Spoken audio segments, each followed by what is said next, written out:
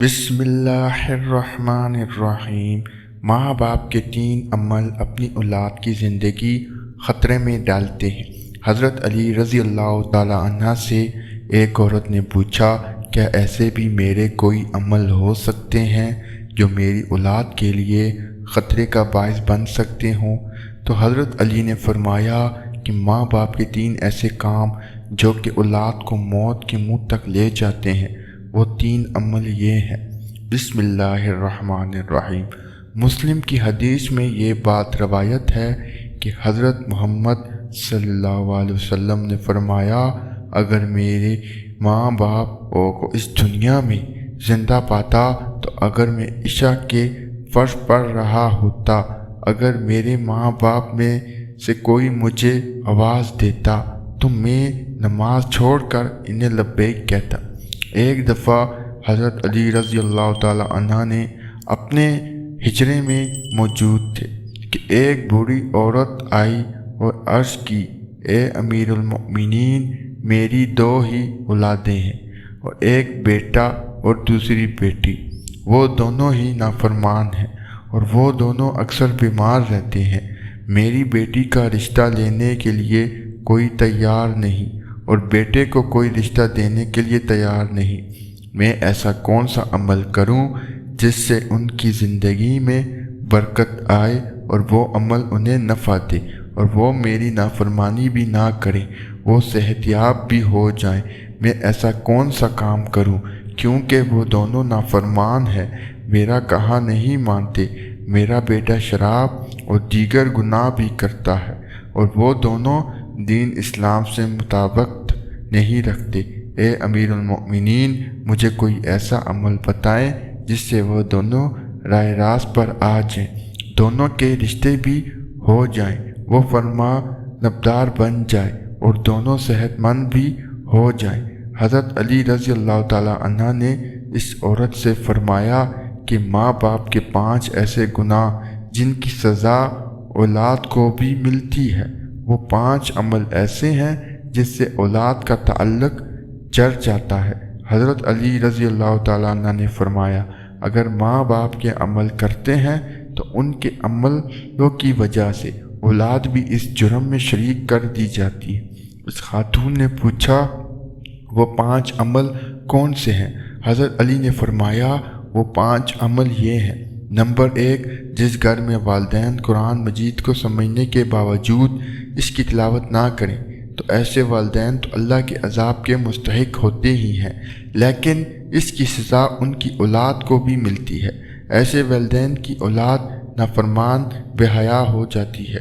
آپ اپنے گھروں میں دیکھیں کہ قرآن مجید جو کہ اللہ تعالیٰ کی آخری کتاب ہے اور محمد مصطفیٰ صلی اللہ علیہ وسلم پر نازل ہوئی، جو کہ قیامت تک کے مسلمانوں کے لیے ہدایت کا منبع ہے، لیکن افسوس کہ ہم صرف رمضان میں قرآن کو پڑھتے ہیں یا پھر جب کوئی فوتگی ہو جائے قرآن مجید ہمارے گھروں میں موجود ہوتا ہے اور ہنس پر دھوم بم چاہتی ہے، مگر ہم اس کھول کر پڑھنے کی کوشش نہیں کرتے۔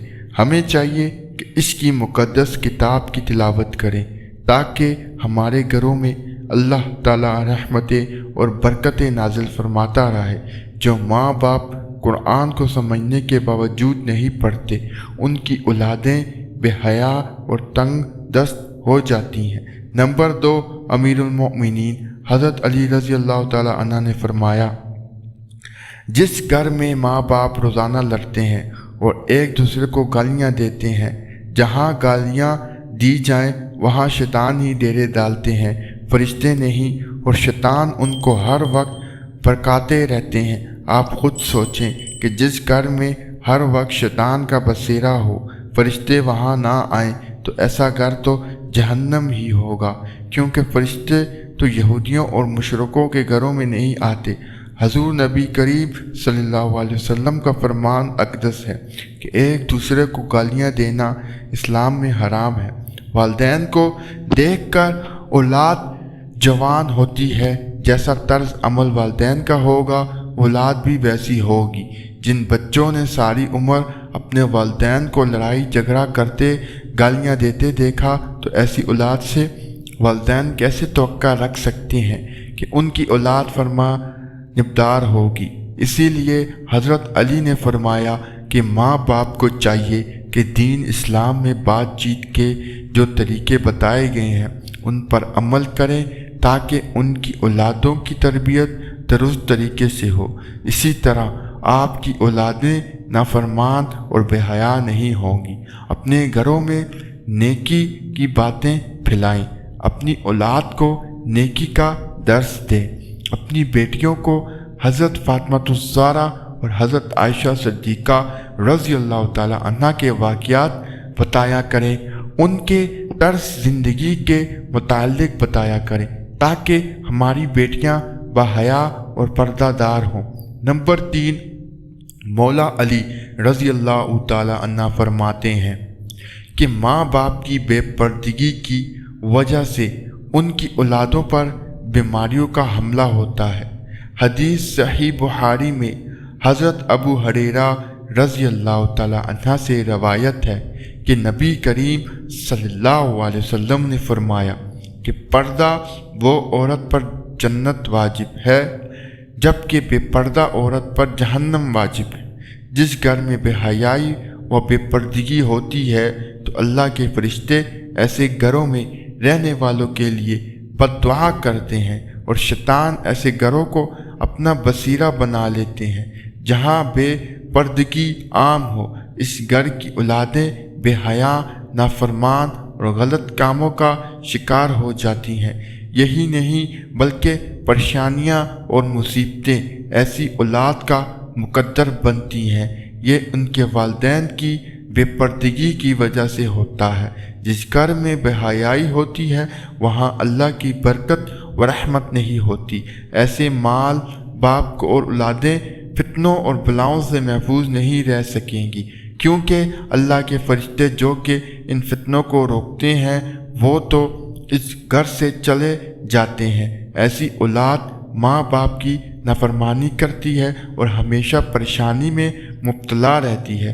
ماں باپ کو چاہیے کہ وہ پردے کا خاص خیال رکھے تاکہ ان کی اولاد بھی ان پیروی کرے۔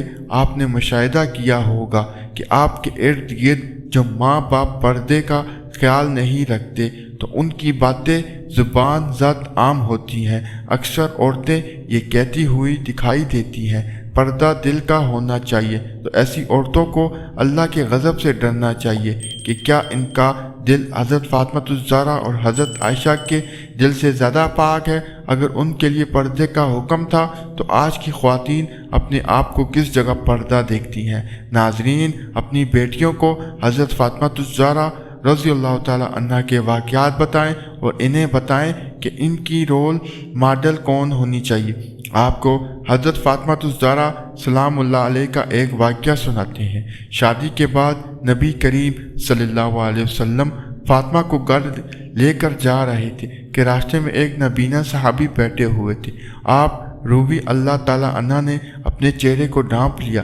نبی کریم صلی اللہ علیہ وسلم نے کہا، بیٹی فاطمہ، یہ صحابی تو نابینا ہے، آپ نے کیوں چہرہ ڈھانپ لیا؟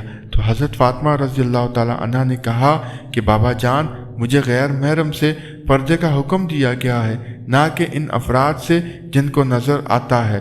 ناظرین، یہ یہودیوں کی چال ہے کہ جدت کے نام پر بے حیائی کو مسلم معاشرے کے اندر پرون چڑھانا، لہٰذا اس دور میں جتنا ہو سکے اپنی اولاد کو صحابہ کرام اور اہل بیت کی زندگیوں کے متعلق بتائیں۔ نمبر 4، حضرت علی رضی اللہ تعالیٰ عنہ نے فرمایا کہ وہ والدین جو کہ کسی دوسرے کی اولاد کے بارے میں برا سوچتے ہوں، انہیں دیکھنا چاہیے کہ اگر وہ دوسرے کی اولاد کے بارے میں برا سوچیں گے تو ان کی اولاد بھی اسے بڑے عمل سے بچ نہیں پائے گی۔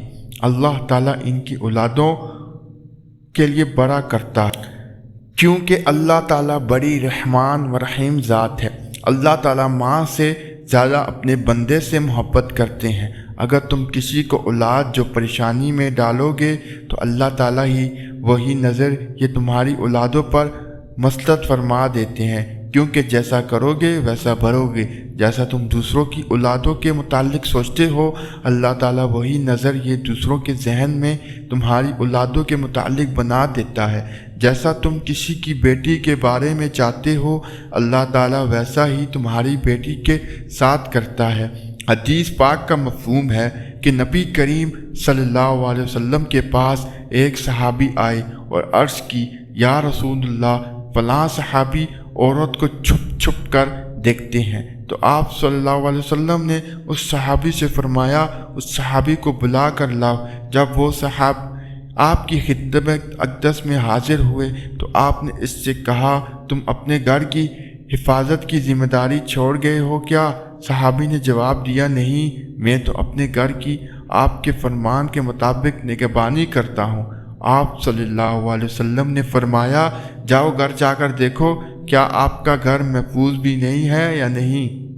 وہ صحابی جب گھر گئے تو دیکھا کہ اس کے گھر کی ایک دیوار گر چکی ہے۔ وہ صحابی واپس آپ صلی اللہ علیہ وسلم کی خدمت میں حاضر ہوئے اور پوچھا، یا رسول اللہ، یہ کیا معاملہ ہے؟ تو آپ صلی اللہ علیہ وسلم نے فرمایا، اگر تم کسی کی عورت کو دیکھو گے تو اللہ تعالیٰ تمہارے گھر کی دیواریں گرا دے گا۔ وہ دوسروں کی بیٹیوں کو اپنی بیٹیاں سمجھو، ہر بہن کو اپنی بہن سمجھو، تاکہ تمہاری عزتیں بھی محفوظ رہ سکیں۔ نمبر 5، حضرت علی رضی اللہ تعالی عنہ نے فرمایا، جو ماں باپ اپنے گھر میں حلال حرام کا فرق نہ کرتے ہوں، حرام وہ نہیں کہ حرام جانور کھا لیا جائے یا کوئی حرام چیز کھا لی جائے، یہ تو قطعاً حرام ہے۔ حرام وہ جو حلال کو حرام کر کے کھایا جاتا ہے، کسی دھوکے کے فراد کر کے اس کا حق کھا لیا جائے یا کسی غریب مسکین کا حق کھا لیا جائے تو یہ بھی حرام ہے۔ اگر حرام مال بچوں کو کھلایا جائے تو اولاد نافرمان، بے حیا اور بیماریوں میں مبتلا ہو جاتی ہے۔ آج کل یہ بیماری ہمارے معاشرے میں عام ہو گئی۔ حرام کھانے والے اسے حلال سمجھ کر کھا رہے ہیں۔ اللہ تعالی ہم سب کو رزق حلال کمانے کی توفیق عطا فرمائے، آمین۔ ناظرین، اگر آپ کو ہماری ویڈیو اچھی لگی ہو تو اسے لائک کریں اور مزید ایسی اسلامی ویڈیوز دیکھنے کے لیے ہمارے چینل کو لازمی سبسکرائب کریں۔ شکریہ۔ امید کرتا ہوں کہ آج کی ویڈیو آپ کو پسند آئی ہو۔